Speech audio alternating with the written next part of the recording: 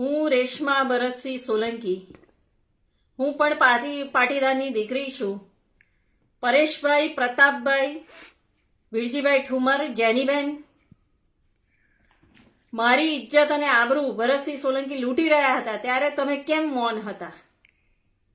મેં તમારી પાસે ન્યાયની ભીખ માંગી હતી, પણ તમને ત્યારે સમાજ દીકરીના સ્વાભિમાન કરતા તમારું અભિમાન વહાલું હતું.